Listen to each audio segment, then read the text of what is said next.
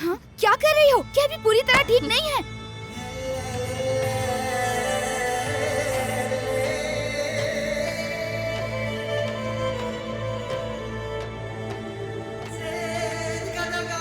मैं वाकई मर चुका हूं, क्योंकि तुम हूर हो ना। नहीं, मैं फरिश्ता हूँ, लेकिन मौत का। क्या हो गया तुम्हें? मार क्यों रही हो मुझे?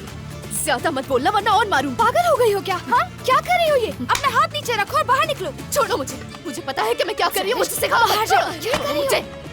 ये गलत है। अरे चलो चलो यहाँ से, हाथ छोड़ो मेरा। बहुत अच्छे तरीके से जानती हूँ कि मुझे क्या करना है, मुझे मेरा काम करने दो। छोड़ो। सैलिश रुक जाओ। मेरी तरफ देखो और मेरी बात को अपने कानों को खोल के सुन लो, समझ गए? तुम इतनी आसानी से अपनी जान छुड़वाकर यहाँ से नहीं भाग सकते। जो नुकसान तुमने किया है वो तुम्हें भरना होगा। मैं सांस नहीं ले पा रहा। नर्स से देखिए, बाहर लेकर जाने से ये पागल हो गई है। आप लोग खड़े क्या तमाशा देख रहे हैं? इसे पकड़कर बाहर निकालें।